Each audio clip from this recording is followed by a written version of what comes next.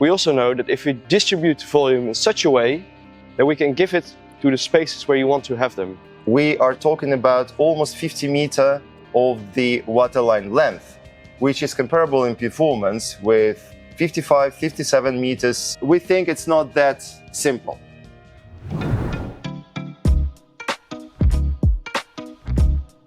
Welcome to Dynamiq Yacht Builders. Thank you, Sergey. I'm Sergey Dobroserdov, founder of Dynamiq, and here we're sharing the secrets how to build the perfect super yacht, which will make you proud and happy for years to come. Today we're joined by Joost Mertens, a partner at renowned Dutch Naval Architecture firm, Vripack Yacht Designers. Thanks, Joost, for joining us today. Thank you for the opportunity, Sergey. Very important moment for us. As a brand which thinks differently and focuses on performance, we certainly require a very strong engineering partner who could make all our ideas happen. I have my personal collaboration with Vripack now for more than 20 years, and as Dynamiq, we have now our third project together. Correct. Several years ago, the 35-meter full aluminium super yacht, which we designed together with Porsche, which was completely engineered by Vripack, received the Boats International Awards for the best naval architecture in her class, which was a very remarkable result for this boat and for us. And now we have 50 meters under construction and now a 52 meters under construction together. So I decided to invite you to our kitchen and to show to you, to make you understand the 3 key things which we start to discuss together when we're starting a new project. Absolutely. There are plenty of myths and, let's say, things which are misunderstood in yachting. So probably the key 3 of them are as follows. Take it away. First thing, which lots of people understand differently, are the hull dimensions. But hull dimensions is something which is going together with the top performance, which we have in mind. Please explain why, as an example for us, the waterline length is something really important, not just the length with inclined bows or big aft platforms, how the weight distributions and other basic parameters make a perfect boat with a very, very good performance. Well, obviously, the waterline length is related to its speed. And your design brief was clear. We focused on performance and optimizing of the performance to a very specific speed range, which is in the bracket of 20 to 22 knots. So we focused on that in the performance as a max speed.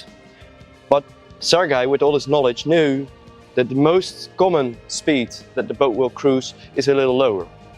And when knowing that as a naval architecture firm, we focus on distribution of the volume in such a way that we optimize for those speeds most common in the use of the boat. And being fully human-centered, we also know that if we distribute the volume in such a way that we can give it to the spaces where you want to have them, to performance, but also to comfort and accommodation space.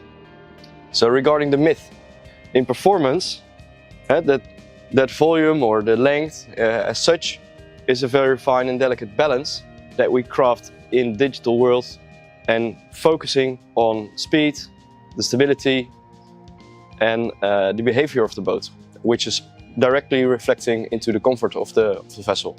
Right, so I couldn't say better. The only thing to add is when we're looking at any Dynamiq yacht with this type of hull, when we're talking about the 50 meter, we are talking about almost 50 meters of the waterline length, which is comparable in performance with 55, 57 meters of the competitors, because this is the major thing which makes a difference, right? Well, if you look into overhanging swim platforms or bows towards the front with a lot of flare, indeed, it's all about the waterline length what counts. So you can look into the dimension, the length of a boat, and say, wow, we have a longer boat.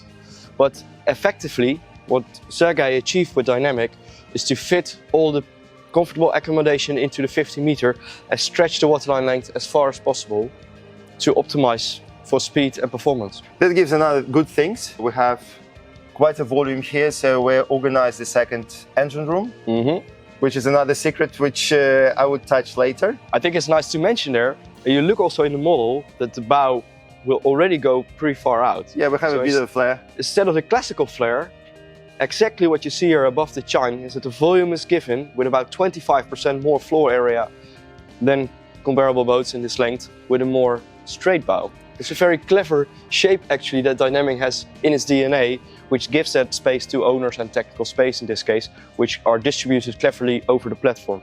Well, let's be frank, everybody can design a boat, or let's say plenty of companies can design the boat, but how they can do it right, how to optimize the boat, that's the secret. Well, the true specialists, as you know, you have the experience with this, do in-house CFD. Yeah. So like we do, we optimize the hulls in several runs to optimize the efficiency of the hull.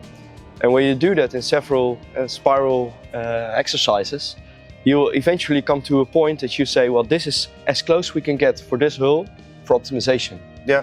And we did several runs on this. And that's why we also were able to give for this hull basically two platform conditions. Yeah. And you mentioned the 60 knots top speed and the 20 to 22 top speed. Yeah, depending on the engine. And we carefully took that into account when optimizing the hull. Yeah. And crafting the hull in such a way that it indeed reaches those performances. What I can just mention from our side, it does not finish with the hull. You continue then with the appendages. I can tell you even more, we're meticulously working with every component connected to the hull, and we're spending probably half a year just designing propellers with Submarine. And you're absolutely helpful supporting this process as it's just purely connected to the performance of the boat later on. Absolutely. And what you will see already in the computer is the flow line of the water along the hull. Yeah.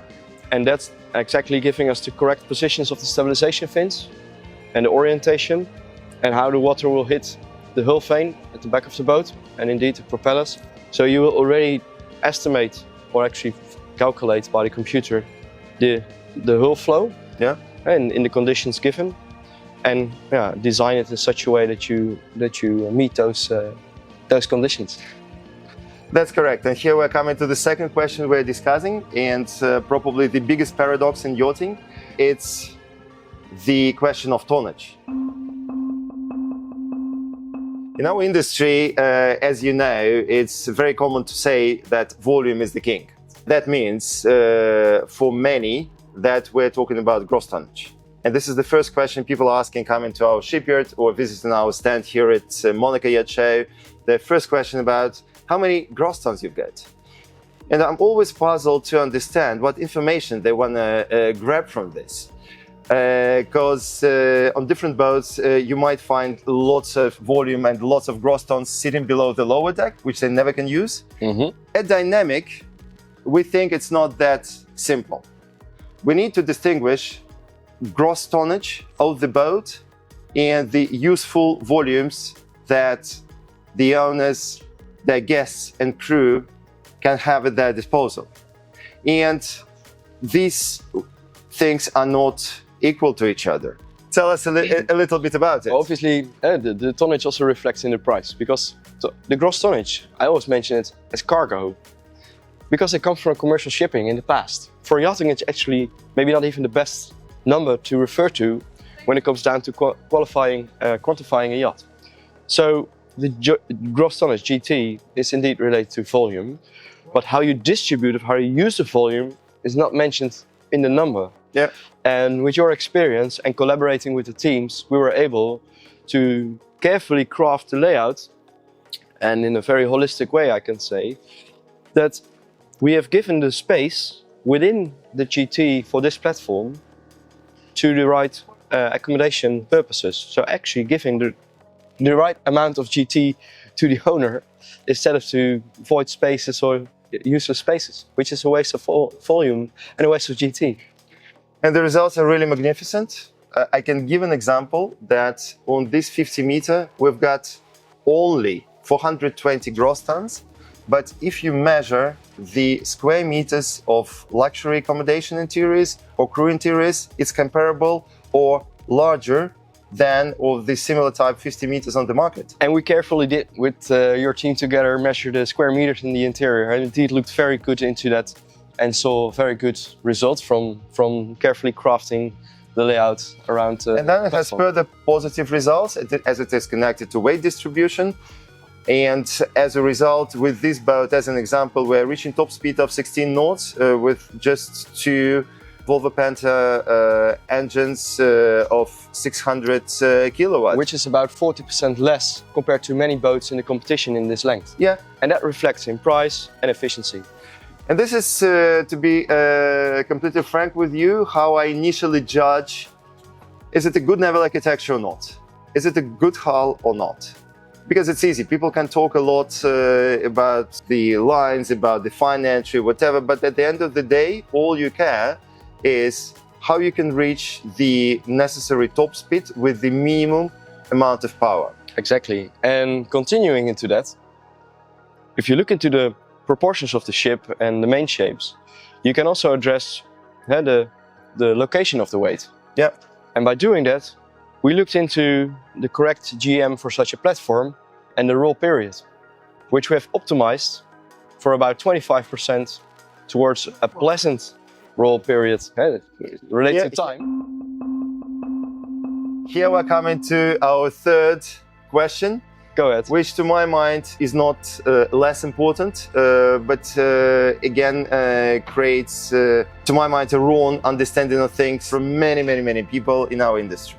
So I'm talking about the stability of the vessel and the comfort. Mm-hmm.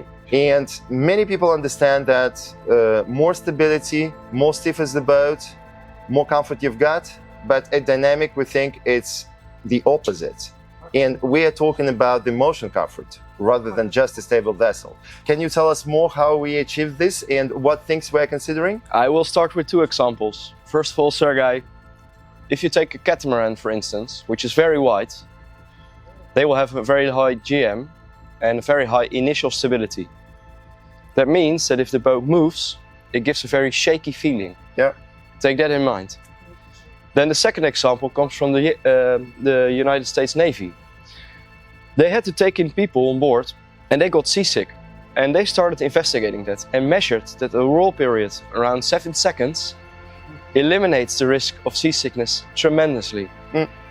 So going back to the catamaran, with a very short roll period, yeah, and a fishing boat, yeah, with a very long roll period, yeah, you recognize that those fishermen going out to sea every day of the year, all day long, they recognize ship comfort immediately. improves. Yeah. So what we did, compared to many boats that focus on initial stability, we focus for the safety on the large angle stability, which is the energy in the vessel by the shape and its volume underwater, distributed in such a way that the energy comfortably but sufficiently pushes back the boat upright. Mm. That's a very important factor for safety. Yeah. If you look into the initial stability, we very closely look to that roll period and that number that I mentioned, because that significantly improves the comfort on the boat. And if you take a lower GM, like maybe 5-second roll period compared to a 7-second roll period, we talk about 25 to 30% improvement of comfort in the motion. Yeah, and that's a massive difference. That's a massive difference. And that makes a difference for owners on board of these boats. That's why we're using round bilge hulls. Correct. Which are quite hard to build. Takes lots and lots of skilled labor, thousands of extra man hours, but the result is magnificent. You will absolutely feel that in the comfort of the boat and the motion that the boat has. Exactly. Thanks very much, Joost. So just to repeat, 3 things we are discussing from the very beginning. How to get the boat with the best possible performance, number 1. Second, how to get more, not tonnage, but the usable space for the owner and the crew. Distributed in such a way that you will give it to the right purposes. Correct. And number 3, how to reach the best possible motion comfort on board. Focus on the optimized large angle stability and improve on your initial stability. Thanks for being with us, and I hope next time we can have the continuation of our conversation in Sneak, where you can show more of your techniques. Or in Turkey on the shipyard. Thanks very much. See you next time. Likewise.